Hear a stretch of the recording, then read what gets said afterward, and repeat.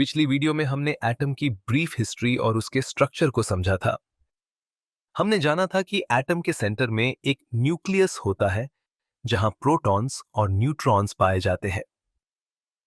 इस न्यूक्लियस के चारों तरफ इलेक्ट्रॉन्स फिक्स्ड एनर्जी शेल्स में घूमते रहते हैं।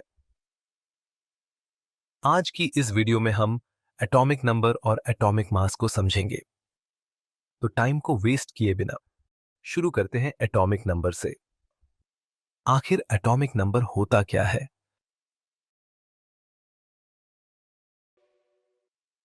दोस्तों, किसी एलिमेंट के एटम में प्रोटॉन्स की संख्या को ही उस एलिमेंट का एटॉमिक नंबर कहा जाता है।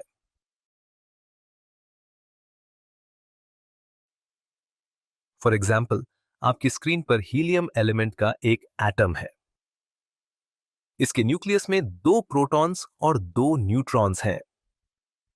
न्यूक्लियस के चारों तरफ दो इलेक्ट्रॉन्स फिक्स्ड एनर्जी शेल्स में चक्कर लगा रहे हैं। अगर मुझे हीलियम का एटॉमिक नंबर लिखना हो तो मुझे इसके अंदर केवल प्रोटॉन्स की संख्या को ही काउंट करना होगा।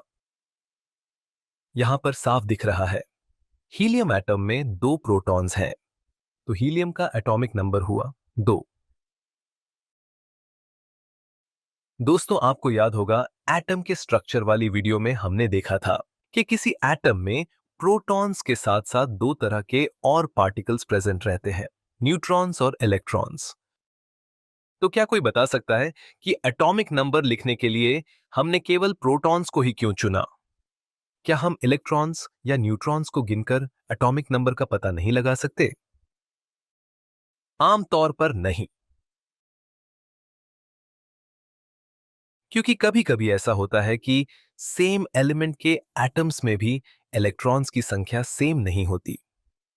और कभी कभी ऐसा भी होता है कि सेम एलिमेंट के एटम्स में न्यूट्रॉन्स की संख्या सेम नहीं होती, लेकिन किसी एलिमेंट के सभी एटम्स में प्रोटॉन्स की संख्या हमेशा एक समान होती है। सेम एलिमेंट के आयंस में इलेक्ट्रॉन्स की संख्या डिफरेंट होती है और सेम एलिमेंट के आइसोटोप्स में न्यूट्रॉन्स की संख्या डिफरेंट होती है। चलिए इसको कुछ एग्जाम्पल से समझते हैं।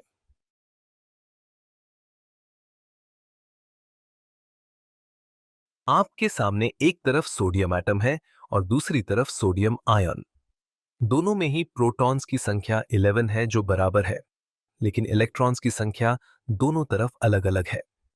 सोडियम एटम में 11 इलेक्ट्रॉन्स हैं और सोडियम आयन में इलेक्ट्रॉन्स की संख्या 10 है।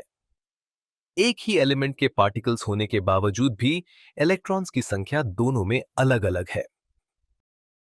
यही रीजन है जो एटॉमिक नंबर लिखने के लिए हम इलेक्ट्रॉन्स को काउंट नहीं करते। तो ये था आयंस का एग्जाम्पल। अब बात करते हैं आइसोटोप्स की।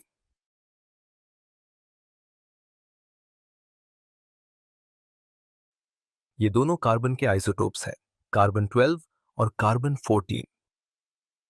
कार्बन 12 में 6 न्यूट्रॉन्स हैं जबकि कार्बन 14 में 8 न्यूट्रॉन्स हैं। आप लोग गौर कीजिएगा कि एलिमेंट तो यहां भी दोनों ही तरफ कार्बन ही है, मगर दोनों में न्यूट्रॉन्स की संख्या एक दूसरे से अलग है।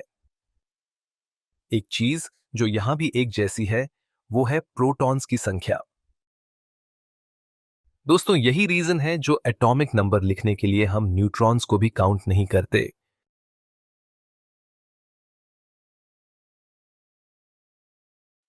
तो हमने देखा कि कभी-कभी सेम एलिमेंट के एटम्स में भी इलेक्ट्रॉन्स और न्यूट्रॉन्स की संख्या कम या ज्यादा भी हो सकती है। जो किसी एलिमेंट के सभी एटम्स में हमेशा एक समान रहती है वो है उसके प्रोटॉन्स की संख्या। इसी वजह से एटॉमिक नंबर लिखने के लिए हम केवल प्रोटॉन्स की संख्या को ही काउंट करते हैं। दोस्तों, आज तक जितने भी एलिमेंट्स की खोज की गई है, अगर हम किसी भी एक एलिमेंट को लेकर देखें तो उसके सभी एटम्स में प्रोटॉन्स की संख्या हमेशा फिक्स और यूनिक मिलेगी। यूनिक से मेरा मतलब है कि किसी भी दो एलिमेंट्स में प्रोटॉन्स की संख्या कभी भी एक जैसी नहीं हो सकती। जैसे हमारा आधार नंबर, जिस तरह से हर एक इंसान का आधार नंबर यूनिक होता है, कोई भी दो इंसानों का आधार नंबर एक जैसा नहीं हो सकता। ठीक इसी तरह से किसी भी एलिमेंट के एटम्स में प्रोटॉन्स की संख्या भी यूनिक होती है। फॉर एग्जाम्पल, ऑक्सीजन एलिमेंट के हर एटम में हमेशा 8 प्रोटॉन्स होते हैं। कोई भी दूसरा एलिमेंट ऐसा नहीं हो सकता जिसके एटम में एग्जैक्टली 8 प्रोटॉन्स हों। दुनिया और दुनिया से बाहर जितने भी एटम्स के अंदर 8 प्रोटॉन्स होंगे, ये बात कंफर्म है कि वो सभी एटम्स ऑक्सीजन के ही होंगे।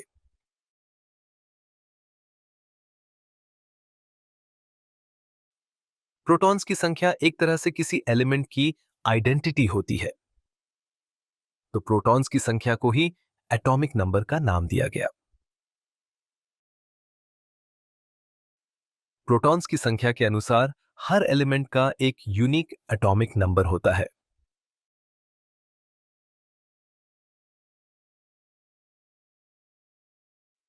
सभी एलिमेंट्स को इंक्रीजिंग एटॉमिक नंबर के अनुसार साइंटिस्ट्स ने एक टेबल में अरेंज कर रखा है। इस टेबल को हम पीरियोडिक टेबल के नाम से जानते हैं। इसमें सबसे पहला एलिमेंट हाइड्रोजन है। हाइड्रोजन में केवल एक प्रोटॉन होता है। इसका एटॉमिक नंबर 1 है। दूसरा एलिमेंट हीलियम है। हीलियम एटम में दो प्रोटॉन्स होते हैं। इसका एटॉमिक नंबर 2 है। तीसरा एलिमेंट लिथियम है। लिथियम एटम में 3 प्रोटॉन्स होते हैं। इसका एटॉमिक नंबर 3 है। मैंगनीज इस टेबल में 25th पोजीशन पर आता है। मैंगनीज के एटम में 25 प्रोटॉन्स पाए जाते हैं। इसका एटॉमिक नंबर 25 होता है। इंक्रीजिंग एटॉमिक नंबर के अकॉर्डिंग ये लिस्ट ऐसे ही लास्ट वाले एलिमेंट तक चलती रहती है। मगर साइंटिस्ट्स ने ऐसा क्यों किया? सभी एलिमेंट्स को किसी टेबल में अरेंज करने का आखिर उनका मकसद क्या था? एक्चुअली अगर हम एलिमेंट्स को एटॉमिक नंबर के अनुसार क्लासिफाई करते हैं, तो हमारे लिए इन एलिमेंट्स की प्रॉपर्टीज का अंदाजा लगाना और उनको समझना काफी आसान बन जाता है। एटॉमिक नंबर से हम किसी एटम के अंदर इलेक्ट्रॉन्स के अरेंजमेंट को भी समझ सकते हैं। इस इलेक्ट्रॉन के अरेंजमेंट को हम इलेक्ट्रॉनिक कॉन्फ़िगरेशन कहते हैं। इस इलेक्ट्रॉनिक कॉन्फ़िगरेशन से हम किसी एलिमेंट की काफी सारी प्रॉपर्टीज बिना केमिकल रिएक्शंस कराए बगैर भी जान सकते हैं।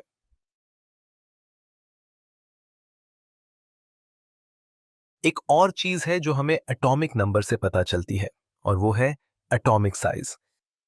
जितना ज्यादा एटॉमिक नंबर होगा उतना ही ज्यादा एटॉमिक साइज भी होगा।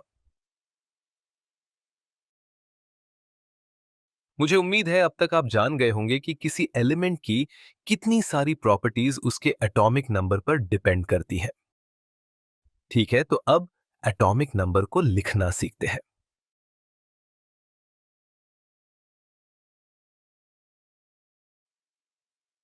किसी एलिमेंट के सिंबल के साथ उसका एटॉमिक नंबर हमेशा लेफ्ट साइड में नीचे की तरफ लिखा जाता है। हालांकि पीरियोडिक टेबल में ये नंबर यहां पर इस जगह लिखा होता है, लेकिन आमतौर पर केमिस्ट्री की कैलकुलेशंस में हम एटॉमिक नंबर को हमेशा नीचे की तरफ ही लिखते हैं। फॉर एग्जाम्पल, आयन की बात करें तो इसके सिंबल के साथ इसका एटॉमिक नंबर कुछ इस तरह से लिखा जाएगा। बाकी सभी एलिमेंट्स का एटॉमिक नंबर भी हम इसी तरह से लिखते हैं। दोस्तों, किसी एलिमेंट के सिंबल में उसके एटॉमिक नंबर के अलावा एक और नंबर लिखा होता है। क्या आपको पता है ये नंबर किसी एलिमेंट के बारे में क्या बताता है? असल में ये नंबर किसी एलिमेंट का मास नंबर होता है। इसको हम एटॉमिक मास नंबर भी कहते हैं।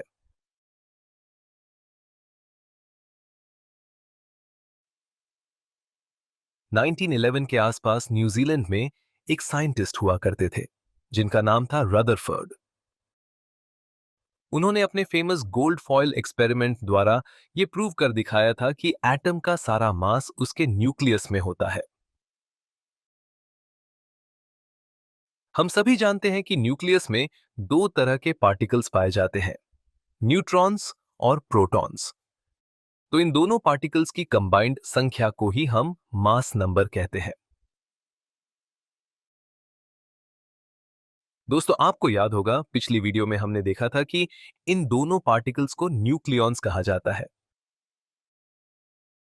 तो क्या हम कह सकते हैं कि न्यूक्लियॉन्स की संख्या ही किसी एटम का मास नंबर है? जी हां, बिल्कुल कह सकते हैं।